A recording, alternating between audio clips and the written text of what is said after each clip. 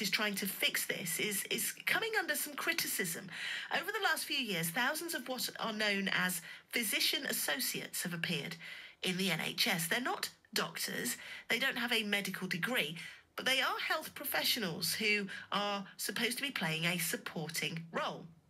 Now, there could be up to 10,000 physician associates working in the NHS in the next decade, but yesterday, members of the UK's oldest medical college, the Royal College of Physicians, voted for that rollout to be slowed down.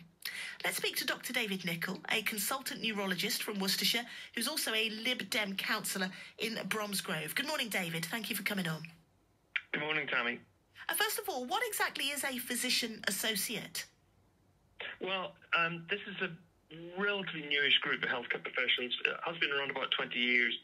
It's a central part of the government's NHS workforce plan, and there's a plan to accelerate expansion of this quite extensively. And they will have had another degree, but essentially then do a 2-year physician associate course, and then could be working in a range of specialties, 46 different specialties. Biggest group by far in primary care. And we have concerns about the way this is being implemented. And to give you an example, within primary care, there's actually a funding scheme specifically not for GPs, but for PAs or physician associates. And the funding comes with, they have to be seeing patients with undifferentiated symptoms. So just imagine this morning you go along to your GP and you're not quite sure what's wrong with you. You could potentially be seeing someone with 2 years experience at college or university rather than an experienced GP, and we thought that was a real clinical risk to patients.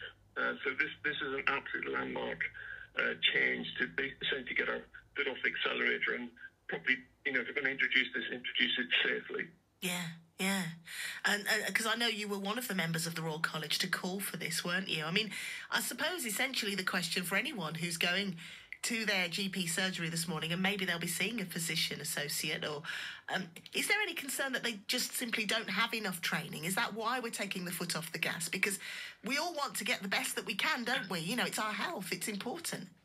Absolutely, and I'm sure there are many excellent PAs, but the point is actually that they aren't doctors, okay, and their scope and range of practice must be defined. And I've seen too many examples, I work closely with the association across the country where we've seen that this isn't being used and indeed have been filling in doctors' rotas. And, locally, and I know this has been true in Children's Hospital. I've spoken to registrars that work there and things. And, and in fact, the most extreme example, and I've heard this got mentioned in the House of Lords, was in 2 cases that came to criminal court of non-accidental injury, where a physician associate was acting as an expert witness, got introduced to the court as a member of the Royal College of Physicians. Now, they were neither a doctor nor a member of the RCP. Oh, wow. And the implication, huge risk of miscarriage of justice there.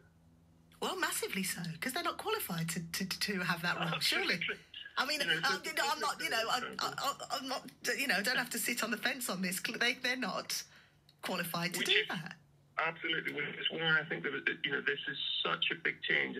The challenge now is making sure that this is analysed, properly, and there's a proper timeline to.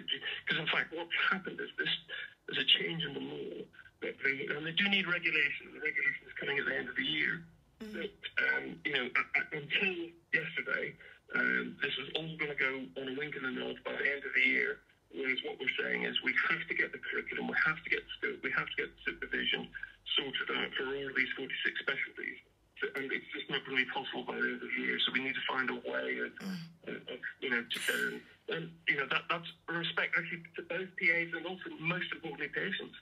Absolutely that. I mean, we all appreciate the pressure on the NHS. There have to be other ways to support doctors, but this is not the way in rushing something through where people are not fully ready to take on the role, or indeed to fill in shoes that are bigger shoes to fill, I guess, in that sense. Yeah, absolutely. David, thank you so much indeed for coming on.